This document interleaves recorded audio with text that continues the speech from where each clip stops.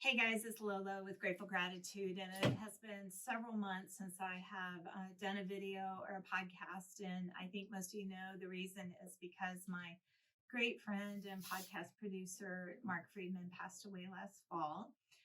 But it's funny how things turn around in the world because I just thought I'd be done doing this and not do it again. And then I ran into some very special people, and they really opened my eyes to a real problem that we have that I don't think a lot of people know about. So, first of all, my good friend Jerry and Tina, they founded a great support group called North Texas Angel Moms.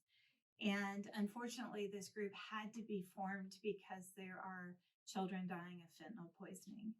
And I just want to ask them a few questions and just have you guys be much more aware of what's going on out there. Because honestly, guys, I think our eyes are closed to what's happening. So, first of all, I do want, if you guys are okay, I want you to say your name and tell me about your precious angel. So, who would like to go Of first? course. I will, sure. My name is Tina Johnson, and my son is Cullen Logan. He passed away in April of 2021 from fentanyl poisoning. He was 38 years old. He was an electrical engineer, extremely intelligent, brilliant. When he was fresh out of college, got prescribed an opioid, Oxycontin, and became immediately addicted to it. So he battled his addiction for years, for 20 years, basically. And during COVID lockdown and the impending divorce his wife had filed, he reached out online and bought some oxycodone that turned out to be fentanyl. And he died from it. I'm sorry for that loss, too. Thank you. So I'm Jerry Horton. My daughter is Jessie Williams. She passed away in September of 2021, also from fentanyl poisoning. She was 23 years old. Jessie had been struggling with some mental health issues, anxiety, different things of that nature. She was in a less than ideal relationship, which I think caused a lot of stress for her. She had been using drugs more in a recreational nature, more like party drugs. It was her boyfriend's birthday weekend, and they decided to use, and they thought they were taking oxycodone. It was actually fentanyl, and my daughter died. And yeah. Sorry. So let me tell you how we all even came together. So last fall, I don't remember exactly which month because we all do so many different events. I met Jerry, and I was giving hearts and different things at a resource event for the Plano Police Department had put together. And there was like 85 different nonprofits in this room. And we were just offering whatever services we had. And Jerry came over to my table and just kind of said, "What do you got here?" And I'll let you tell the story from there. So I was actually volunteering at the event for the police department. I wasn't even supposed to be going to the tables, but I was going around just kind of seeing what was around, and came up on Lori's table, and I saw the hearts, and just kind of asked her what they were for, what she was doing. And she kind of gave me some information, and I don't even remember exactly how it came out, but I told her about my daughter, and I think she was moved by that, and she offered me a heart, and if she could pray for me. And then she gave me a little devotional book also, and it was very touching to me. So I kind of remembered that. And then when Tina and I started the Angel Mom group, I said, let me try to find Lori's card, because I think she would be an excellent resource for us to bring in to provide some comfort to our moms. And so we did invite her to our first meeting. She did just as I expected she would. She provided hearts for the moms and sat and talked with the moms on an individual basis, shared some information with us, and we have actually invited her to become a support person for our group. Yeah, but let's go back just a little bit, because you did come to the table. But what Jerry said to me was, I miss my daughter. My daughter I miss her. She's not here anymore. And I did not know what happened to your daughter until she just recently reached out to me and said, hey, would you come to this meeting? And so I just thought she was a mom, in grief, which I deal with all the time. I work a lot with victims of violent crime too. But there was something different about her. So I'm really honored and blessed to be a part of that. But my biggest thing now is you guys have taught me so much about this problem. And first of all, I know I had to go study what is fentanyl, what is that? And where are kids getting it from? I don't think a lot of people know that. So they're getting it online. They're getting it from their friends. They're getting it on social media. They're getting it from drug dealers. They're getting it from everywhere. It's very easy. You can go on social media. You can locate a drug dealer. You can order drugs. You can coordinate picking them up, and you can pay for them all on social media. And in addition to that, what fentanyl is it is a synthetic opioid that is 50 times stronger than heroin, 100 times stronger than morphine, and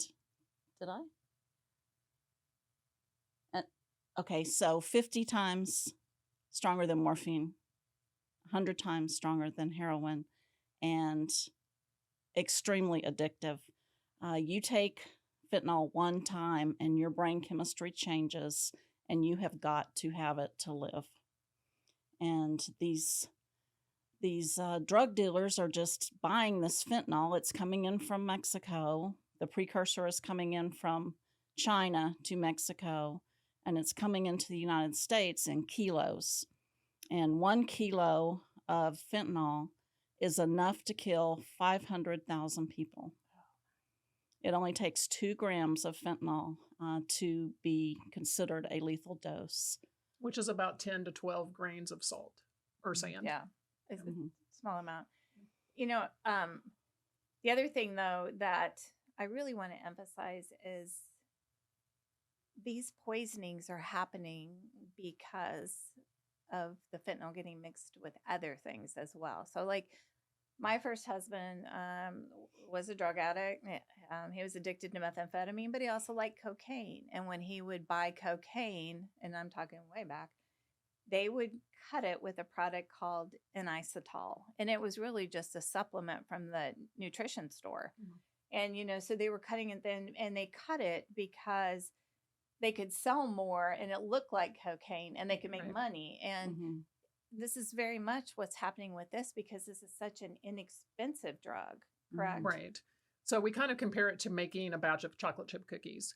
So what they're doing is they're using the fentanyl and they're using a filler, which is what they would call it. So it could be like ground up vitamins, anything basically, which is not an actual drug that they're having to pay a lot of money for. Right. They're mixing that with the fentanyl and basically just mixing it up. So one pill may have a lot of fentanyl in it. Another one may not have any in it. So you just don't know. There's no quality control. So you're not knowing what you're getting. Right. Yeah. And that's the scary part. And that's why, like in my daughter's situation, her boyfriend lived and she didn't. And they both supposedly took the same thing. So. Wow. Okay. Well, I was seeing all over social media this little box of stuff called Narcan. And I work with an organization called Grace to Change, which has a lot of experience in working with addiction. And they said, everybody needs this. Everybody needs to have this. And, I was talking to you guys earlier and I said, when I went to the meeting, I picked up 2 of those. I don't know why I took 2, but then I thought, but I never know where I'm going to be and someone's going to not be responsive and I might need that. I mean, I work with homeless. I work with single mom. I work with such a diverse group. And I don't think any of us could walk in a room of 50 people and say, that would be the one. Right. We don't know. Right. Absolutely. So talk to me about that. If you walked into a room full of people in the United States, 16.2% of those 100 people are going to have an addiction, either a substance use disorder or alcohol disorder, 16.2. So that's almost a fourth of the people. So no matter what group you're around, there is the possibility. I take my son Cullen. You would have never known that he was a drug addict because he held a job. He worked for major companies. He just had this addiction problem. And His story is very common. it is. Well, and Yeah, I was it going to is. say, when I went to your first meeting, and if you need help with finding you guys, I want, before we go too far, tell anybody watching or listening, how can they find you if they need you? Yeah, we're on Facebook under North Texas Angel Moms. It's NTX Right, Angel NTX. Moms. Mhm. It is a private group. You do have to request to join, but Jerry and I check it every day, and we kind of screen who's in there. We want it to stay private so that it is a safe place for people to grieve, to share about their kids. There's so much stigma attached to an overdose that a lot of people, it takes them a long time to come to terms with it. Yeah. I know for me it did. Well, grief is hard, period. Yes. And so many of us are alone in grief that we need support groups. But Can I throw one thing in real absolutely. quick? And even though it's called North Texas Angel Moms, we are opening, we're welcoming of other family members as well. But we would prefer that it is family members. Right. But it can be moms, dads, brothers, sisters. Well, in your first meeting, there were, I don't know how many, there's quite a few families there for the very first meeting. I thought it was an amazing kickoff. But what I found more than anything is just what you said. When I see the pictures and all the beautiful faces, they're brilliant people. They are so, you look at their eyes and they're so engaging in that picture. And so you know what a wonderful human being they were here. But the thing more than anything is when I listen to the stories, it could be anyone. It was, a girl a teen who snuck out with a boyfriend and didn't come home. Or it was a gentleman who had a breakup similar to Colin and just was going to do some cocaine. And it was like, I think a lot of people, and I found this when I work with the homeless, have their own idea of who a homeless person is or who a fentanyl poisoning person is. And I think it's very unfair. So let's talk a little bit about the conversations that parents or even good friends maybe need to say when they, what do you say to children? To their children? Well, first of all, you need to have conversations with your kids about drugs, period. And you need to have those conversations often, and they need to be frank, honest conversations. You can't, I'm trying to think of a nice way to say it. Sugarcoat You it. can't sugarcoat it. You have to have these conversations with your kids. You need to have them frequently, and you can start them as early as elementary school. There's drugs that are in middle schools. So kids usually start smoking pot around middle school if they're going to start smoking pot. So you've got to get underneath this and be ahead of what's going on. There's resources online. DEA website has resources. There's a lot of groups that have resources. Song for Charlie is a really good resource. They have a lot of good videos on there that you could share with your children.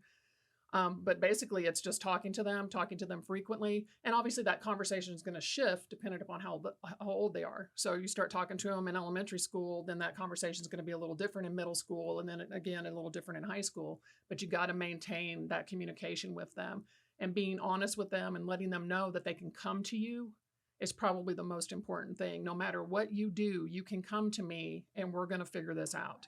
And I think that's where you start. 100% agree. When I have a booth set up at a community event, and mostly it's younger kids that will come up to me, and the conversation I have with them and their parents is, you don't ever take a pill, aspirin. You don't take anything from anyone except the school nurse, mom or dad. That's it. You don't. Not even candy, Not cereal, candy. nothing. Nothing. Yeah. Because the dealers are being very, very sneaky about how they're getting this fentanyl to younger kids. They're making it look like sweethearts. And it's now made to look like cereal. Oh my goodness. Yeah. So I do want to point out, if you will look at Jerry's shirt, you see her beautiful Jessie. And then this is Cullen, who is Tina, the son. And, you know, I'm not quite sure why God brought me to this mission, but I'm grateful, very grateful for both of you and what you do. And please tell us, where can we help you get traction so more people know about this? How can someone just sitting out there say, oh, well, I'm a PTA person. Do they do talks there or churches or? We will talk anywhere. Love that. Yeah, we will talk anywhere. So if you're having an event, you have a group, you have an organization, you have a school that hasn't had someone come talk to them, reach out to us on our Facebook page and we will be there. I want to say also, I've just applied for my nonprofit status. It's called Because Cullen, and I'm on Facebook. My phone number's on there. My email address is on there. And Jerry and I work together. She works with me, and we will come talk to one person. Oh, absolutely. It doesn't matter how many people it is. Yeah. We want the word out there. We don't ever. I thought it was so horrible getting that phone call at 11:30 at night. Mama, Cullen's dead. And I started getting involved in different organizations and meeting other moms, and started finding out that there are moms of 12, 13, 14, 15-year-olds that are going in to get their child up for school in the morning and finding them dead. And it is horrific. If I can prevent anybody from going through that, even if it's just one person, I will do anything. So I'll make sure to put all the links and information and everything in the show notes. The last thing, though, that I want to talk about is it's hard to be a parent sometimes. And I know that we live in a very affluent community, and a lot of parents are working a lot. One time when I was little, my daughter was little, I was working 60 hours a week, and my daycare provider said, it's not about the quantity of time you're with your kids, it's about the quality. Mm-hmm. So I would just ask people to be very mindful and have these conversations. And, you know, we just lost a beautiful, beautiful teen in Wiley. Mm-hmm. And it's heartbreaking, but it is an opportunity that a parent could say, hey, what do you know about this? Or what? Because when we lose one of these beautiful people and we have these angels, we can't not make something good happen. Right. And we need to make sure. And I know when I met you guys, the first thing you said, you know, we're here to save lives. We want people to know not only our story, but how you can help prevent this. Yeah, because I mean, it's not pleasant to have to repeat what happened to our children over and over again, but we've made the choice to do that because we do want to save other people. We don't want another parent to have to go through what we're going through. The stigma, as Tina said earlier, is so bad that we have to speak out so people can understand, like, this is, while both of our children were addicts, that doesn't mean they weren't good people. That doesn't mean they wanted to die. It doesn't mean that they deserve to die. Right. They both wanted to live their lives. They made one choice and they're no longer here. So, you know, we want to make sure people understand that this can happen to anybody. Mm-hmm. No one is immune to this. It doesn't matter where you live, how much money you make, how great your kid is. It can happen to anyone. Right. And I'd like to point out too that for the one person that we know about, that the child whose parents go public with it, like the young man and Wiley's parents did, there are probably 10 that did not. Right. And we don't ever hear about it. Right. Because of the stigma, because of it, just because. Yeah. So, you know, you say, oh, 1 in 6 months. That's not, you know, there's a lot more that you don't know there is about. a whole lot more. Yeah. I wanted to say there's probably 200 people a day in the United States that die from fentanyl. That's one person every 11 minutes. Mm-hmm. That is the equivalent of a 737 going down, crashing and killing everyone on board every single day. Yep. And we are doing nothing about it. Yeah.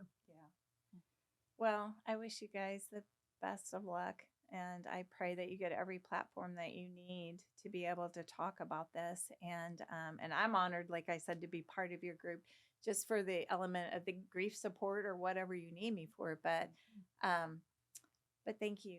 And I know, just like you said, it is hard to talk about it every single time, but you don't know who you're reaching out there that you need to reach. That's right. And thank you so much for having us and Yes, thank you. and for letting your heart become attached to our mission. Absolutely. Yeah. So y'all, until next time, thanks so much for joining us, and please share and like this video so that we can just keep it going.